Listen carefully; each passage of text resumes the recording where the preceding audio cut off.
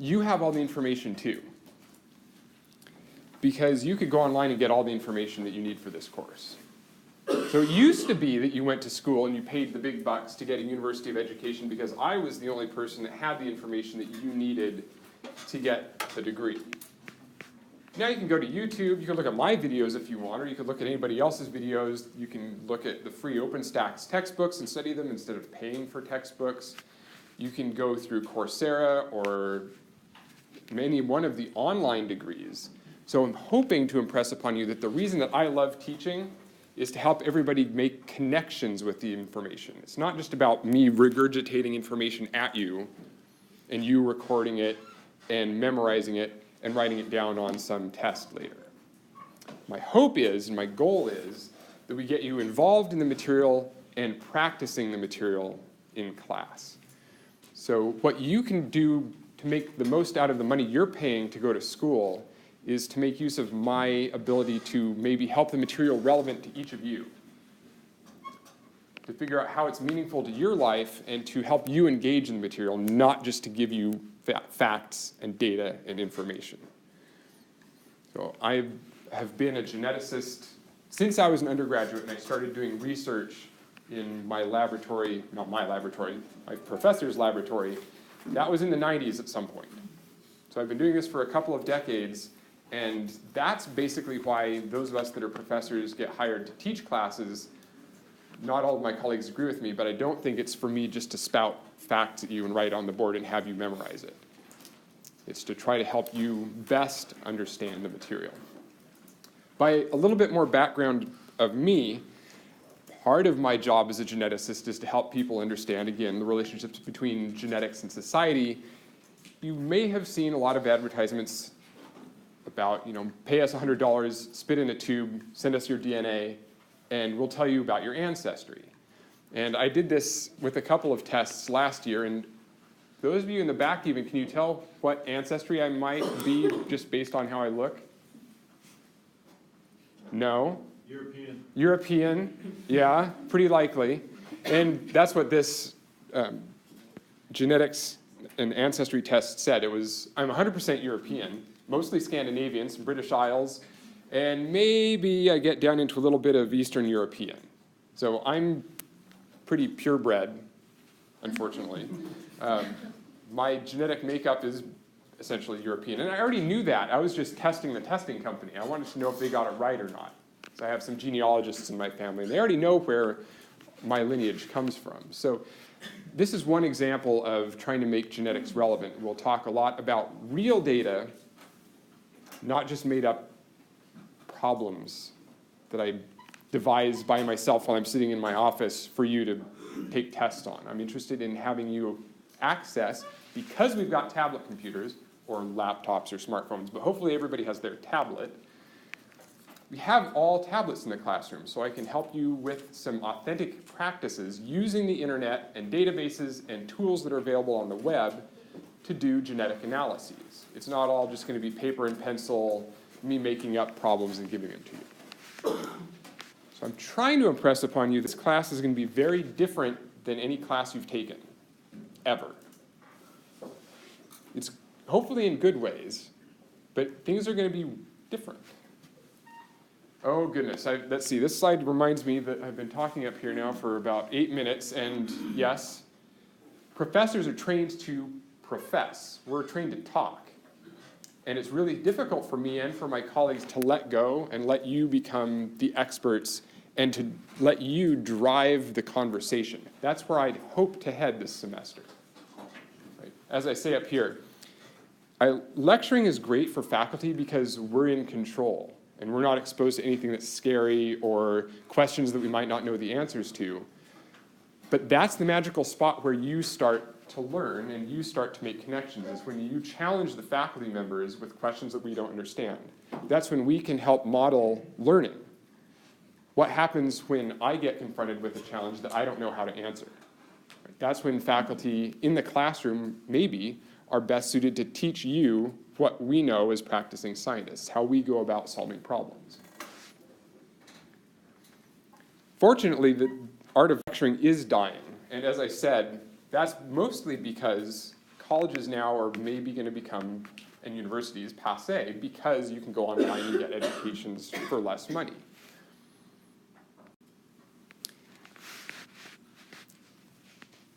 What we're going to spend time doing in class, as you may have already guessed, based on the fact that I asked you to read the syllabus before class and to watch a video before coming to class, is that we're going to spend our in-class time doing more active learning, exercises, question and answer, problem solving, than me lecturing to you for 50 minutes and then asking you to do homework afterwards. That's mainly because of this study by Poe, Swenson, and Picard in 2010. They're engineers, and they developed a wristband that was a wearable, it's got electrodes in it. And these electrodes measure, as it says up here, emotion, cognition, and engagement.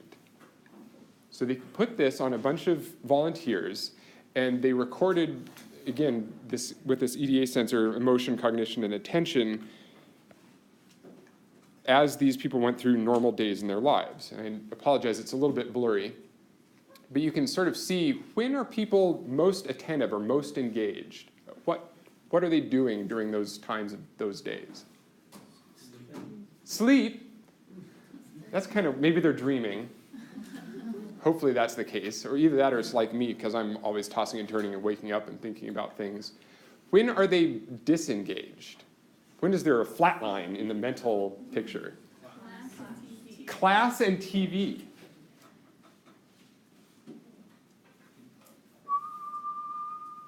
Nothing. That's not in an active learning classroom. That's in a lecture class where you're passive, you're sitting there. Your brain may or may not be switched on, but all you're doing is listening. Maybe you're taking notes. Maybe you're thinking about, how does this apply to my life? Or, hey, I don't understand that. Maybe I should ask a question. And then you start sweating because you're thinking, oh, I'm going to ask a question in front of everybody. This is why we do in-class active learning. That's why one of the reasons we have tablets is I'm going to engage the tablets so that I can have digital conversations with as many of you as possible during class and get feedback from you.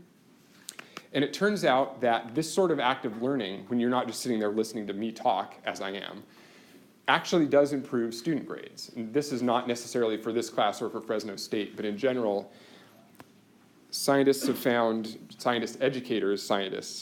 that when you look at grade distributions in a lecture class, that's this top color here,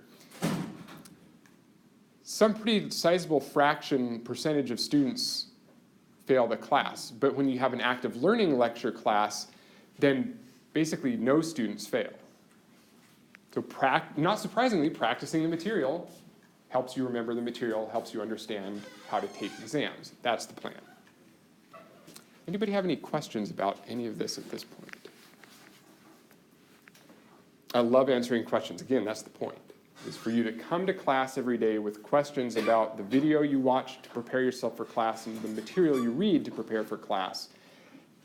That's the only way this process is going to work, is if you come prepared to ask me questions and say, I didn't understand this thing. Then we can talk about that and work through it in class.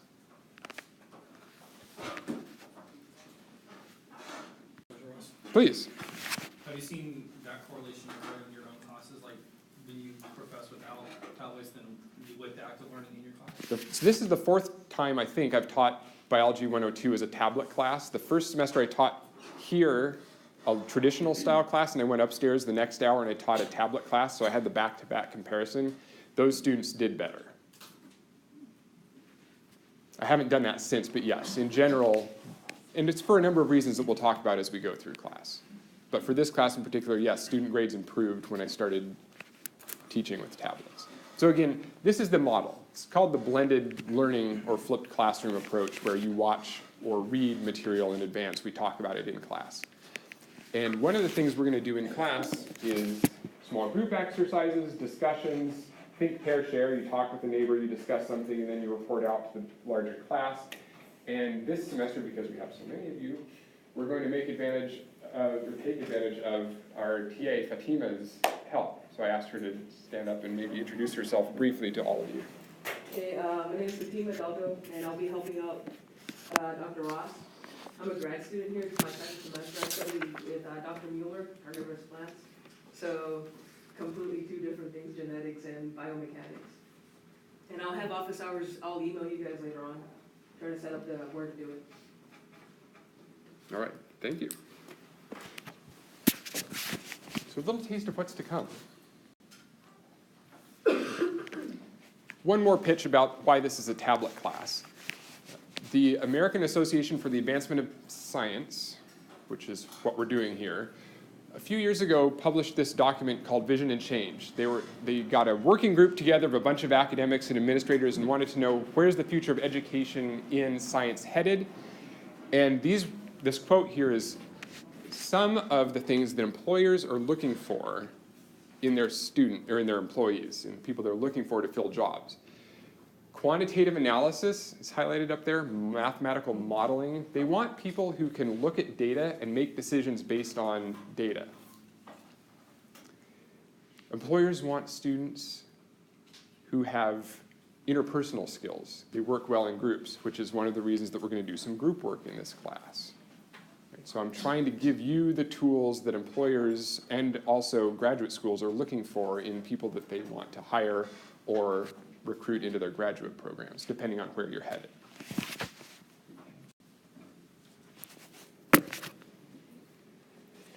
All right. Any questions?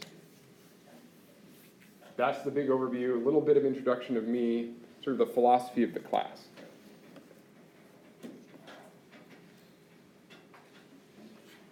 Let's see. Changing genes, different DNA, Wolverine, excellent. Yeah, X-Men always comes up a lot when I do this. Teenage Mutant Ninja Turtles, or adaptation. Some might claim that the Mutant Turtles have adapted. So one of the things, and you may have watched this already, I just wanted to play this briefly. I've got a new toy. It's called Zoom. And this is going to be an option for you because you all have tablets, or will soon have tablets after you pick them up from the deployment at the library. We can do digital office hours. Right? My office hours are Monday and Wednesday right after class for an hour, noon to 1, Monday, Wednesday. And during office hours, not only can you show up in person, but if you have to head off campus and do something else, if you want to have your cell phone on safely, if you're driving or commuting by public transportation, you can join us in this online chat room. And I was playing with it this week. Some of you have watched this already on my YouTube channel, but I messed around with it and my daughters this weekend. So my daughter over there on the right, you can see I propped my iPad up on the dining table. She was eating breakfast, and I was in my office typing this to her.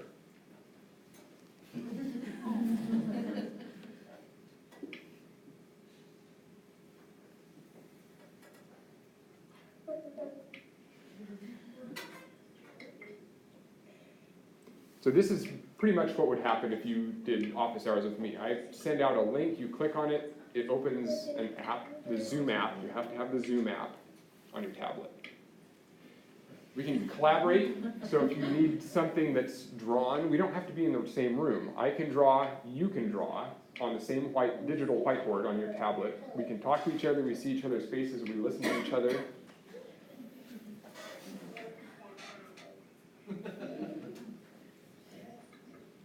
I'm good at cooking oatmeal.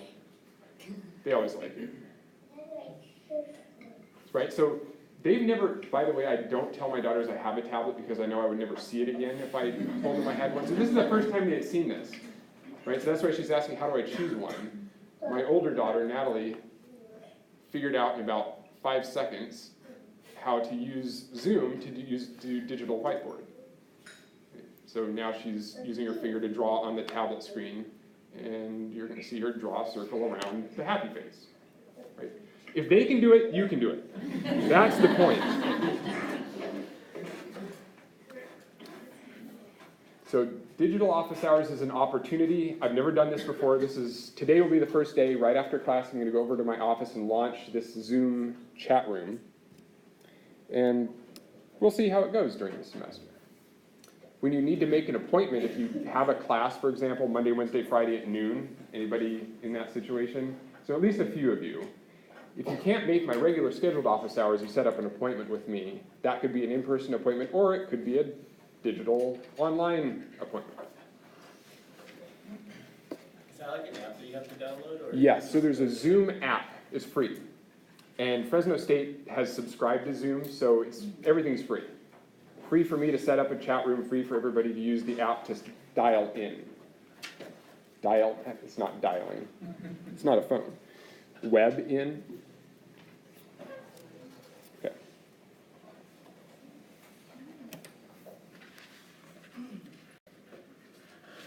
So I'm just going through a couple of key items on the syllabus.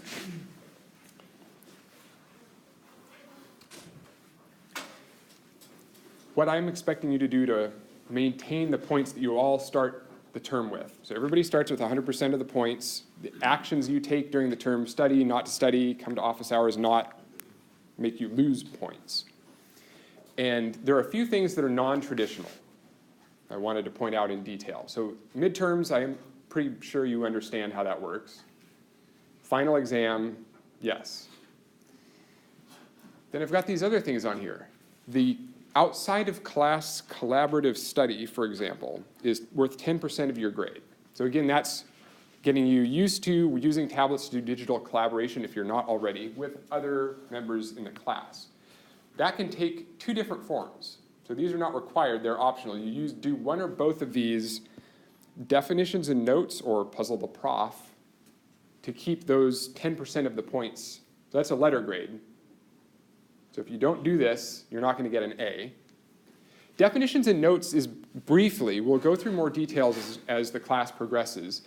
The idea there is to get a small group of you together, create something like a shared Google document, which we'll talk about more in detail as we go through class.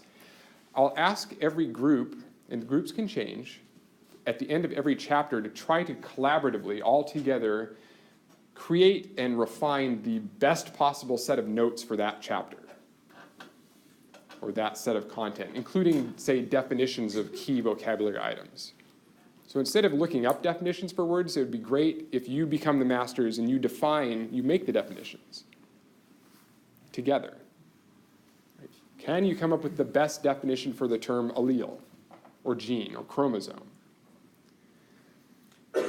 Puzzle the prof is, again, me asking you to ask me questions in front of the class.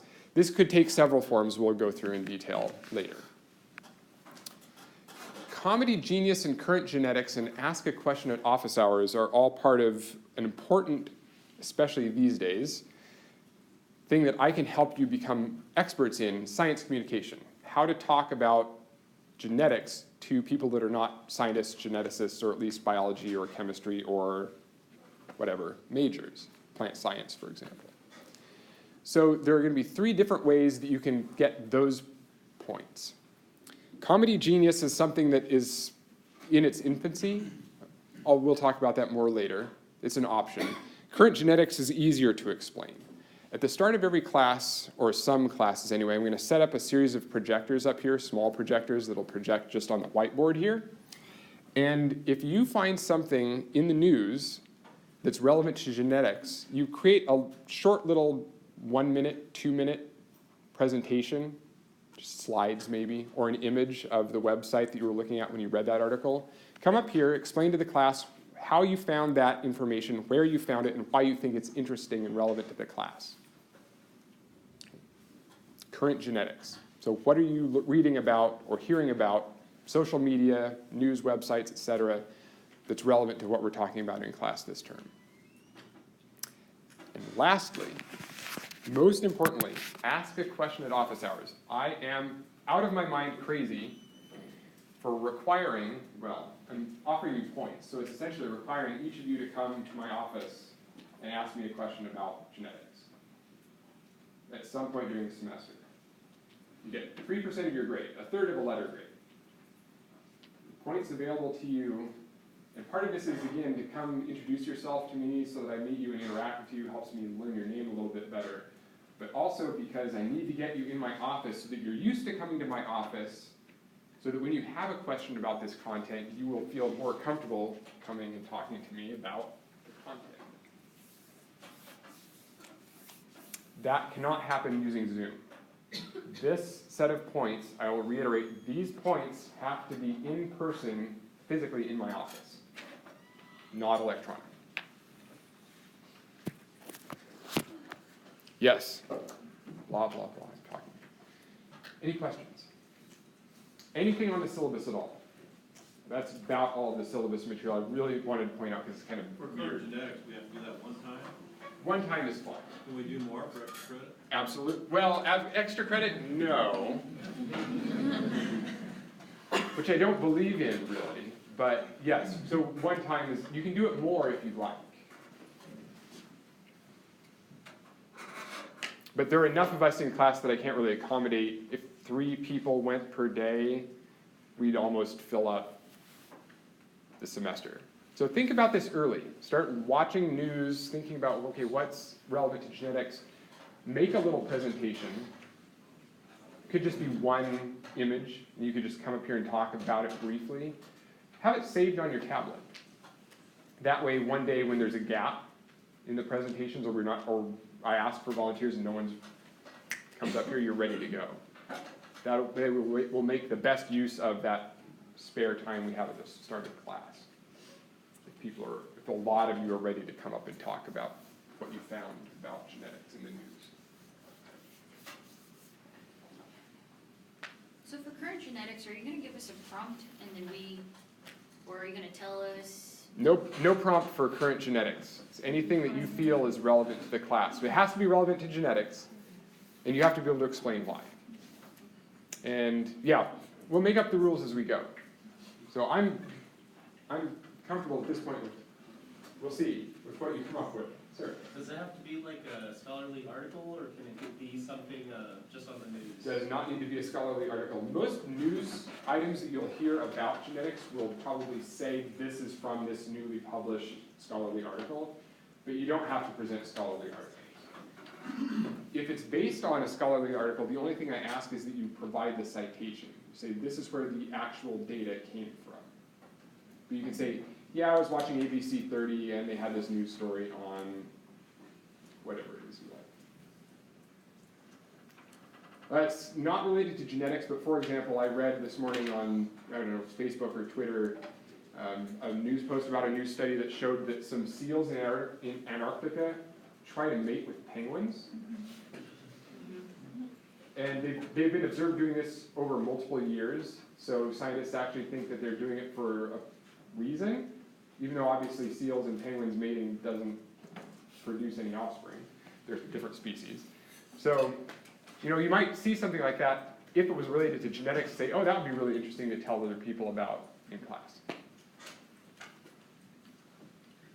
So it doesn't have to be on the topics that we're learning in class? Right, it doesn't have to be immediately relevant to that day's topic. Just the topic of genetics, leave it at that. So we do all as 10% solid on it, right? The definitions and notes in the puzzle is 10%, and then the bottom 3 are 10%. That's correct. So that's 20, right, so these points, that's 2 letter grades worth of points. Wow. So I'm serious about this. So if we do well on everything else, and we skip those, we're only getting a C. Correct. That's another way to interpret it.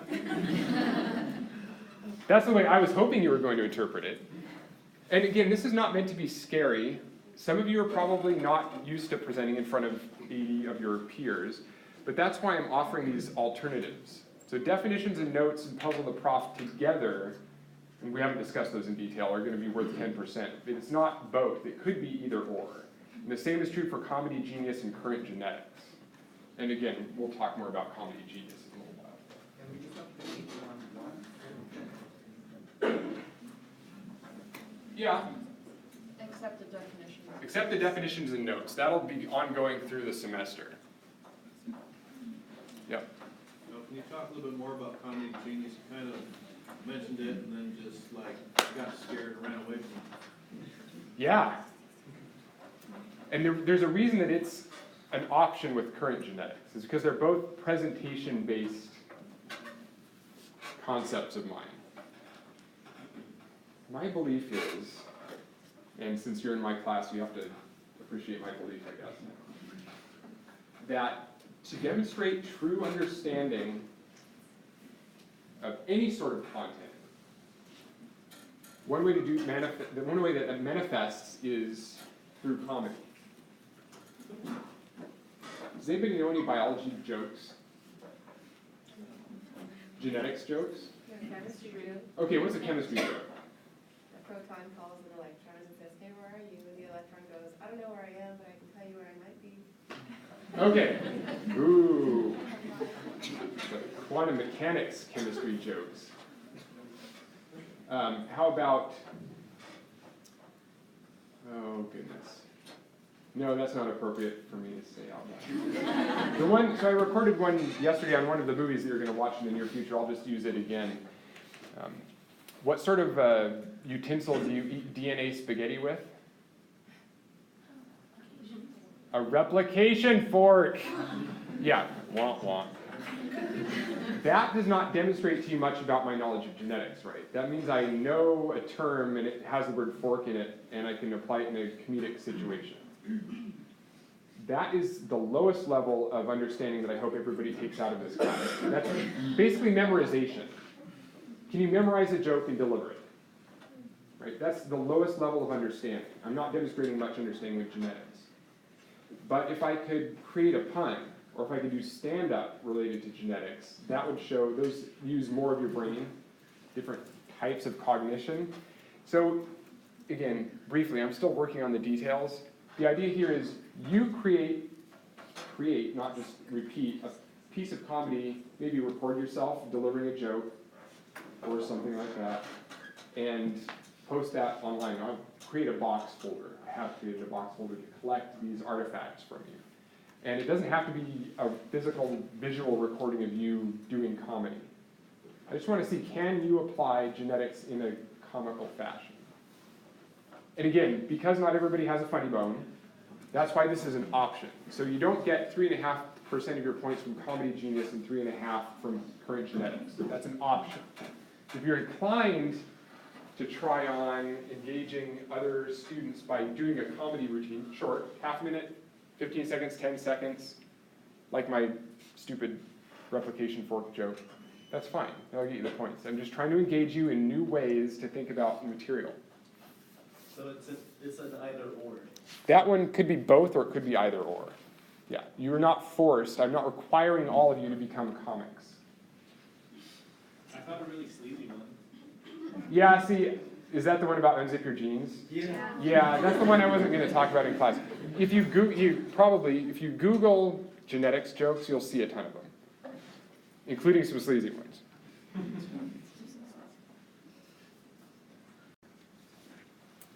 All right. So time to take a short little survey. If you go on Blackboard, which I'll show you in just a second. So here's a view of our course Blackboard website. So you can either use a web browser or you could use the Blackboard student app. I've populated the course documents folder with a few different folders. So we've got readings, that's when if I post PDFs that I ask you to read before class, primary literature articles, research articles, things like that. Slides and exercises, if we go in there, you'll see that I've already posted the PowerPoint slides that I'm using in my presentation today. There it is. So before class, every one of you can, and I urge you to, download the set of slides I'm going to be using in class that day, then you can take notes on them on your tablets. You write on top of my slides if you want, as I'm doing the same thing. You could also print them out and bring them to class, but what's the point of having electronics if you're also killing trees by printing them out and bringing them to class? So that's a resource that you can use every day in class. And then the other thing that I really want to draw your attention to now is the URLs folder. In here you'll see it down at the bottom, 18 January tablet survey. If you click on that, that will launch a Qualtrics survey. I would appreciate it if you would all take it at this point, please. It should take 5 or so minutes. And if you have any questions about the technology and about accessing this, I will circulate through class. And we also have Kyle, who's a guide on the go from the Discovery Hub. So he's also here to help, and will be for the next few days at least, to do technical support as we start learning how to use our tablets for my purposes. So if you do have a technical question, raise your hand, otherwise work through this. Technical question or otherwise? I have a question about waitlisted. Ah, okay. Yeah. So they're not on left hand. So you can't take, if you're waitlisted, then you can't take the cert, it's okay. It's not for points. You're just trying to learn about your technology. Basically asking, I want to know who's got iPads, who's got Windows, that sort of thing, so I know the distribution of device types in the class. And a few other questions too. So this is not for points, this is you giving me helpful feedback so that I can help you later in the semester. That's okay. Technical? It's this link on our course Blackboard website. If you log into Blackboard, select Biology 102, the course, and then go into course documents, you'll see a folder called URLs